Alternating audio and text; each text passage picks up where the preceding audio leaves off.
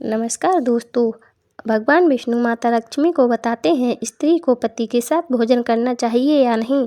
एक पौराणिक कथा जिसमें भगवान विष्णु माता लक्ष्मी को समझाते हैं कि स्त्री को पति के साथ भोजन करना चाहिए या नहीं। चलिए कथा शुरू करते हैं।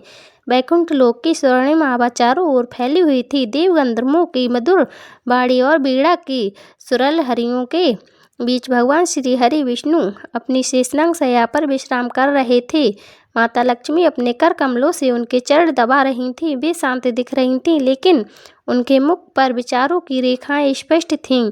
कुछ पलों के पश्चात माता रानी ने विनम्रता से कहा, प्रभु, एक बात मेरे मन में कई युगों से चल रही है, आज उसे पूछने का साहस कर रही हूँ। भगवान विष्णु ने मुस्कुरा कर कहा, हे प्रिय, तुम तो धर्म, करुणा और सेवा की अधिष्ठी हो। तुम्हारे प्रश्न स्वयं में ज्ञान के बीज होते हैं। निसंकोच पूछो। लक्ष्मी जी ने कहा, नाथ, मैंने पृथ्वी पर देखा है कि कुछ स्त्रियां पति के साथ भोजन करती हैं, कुछ उनके बाद करती हैं और कुछ तो उपवास रखती हैं जब तक पति ना खा ले। लेकिन धर्म के अनुसार सही क्या है? क्या स्त्री को अपने पति के साथ भोजन करना चाहिए या नहीं? भगवान विष्णु गंभीर हो गए।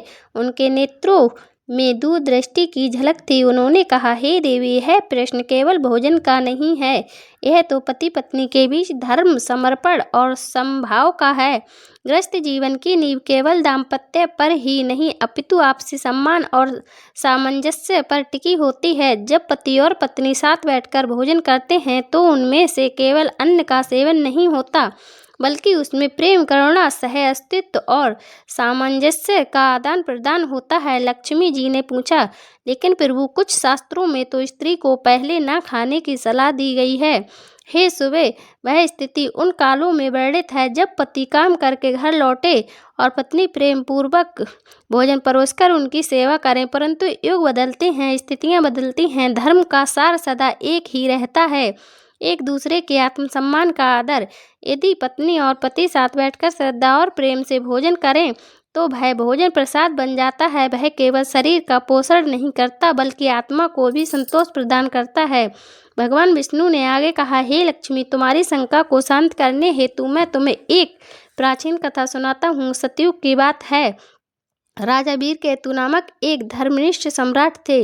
उनकी पत्नी कमलावती अत्यंत पतिव्रता और विदुषी थीं। वे प्रतिदिन राजा के भोजन के पश्चात ही भोजन करती थीं, यह उनकी श्रद्धा थी।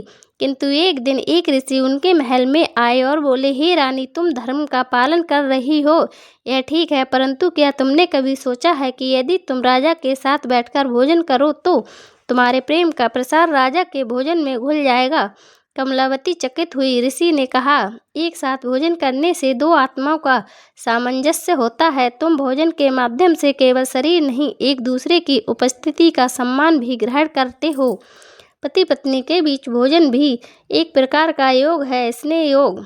उस दिन के बाद से राजा और रानी साथ बैठकर भोजन करने लगे और उनके जीवन में और अधिक सुख, शांति और संतुलन आने लगा। भगवान विष्णु ने माता लक्ष्मी से कहा, स्त्री को यह अधिकार है कि वह पति के साथ बैठकर भोजन करे। यदि पति और पत्नी एक दूसरे को देवता समझे तो फिर कोई कर्म अपवित्र नहीं रह जाता, ना भोजन, ना कार्य, ना विचार। हे लक्ष्मी, पति पत्नी का साथ केवल शयन या संतान उत्पत्ति तक सीमित नहीं होना चाहिए। साथ भोजन करना, साथ उपवास रखना, साथ पूजा करना, यही गृहस्थ धर्म का मूल है। लक्ष्मी जी अब शांत हो गईं। उनके मुख पर संतोष की आभा थी।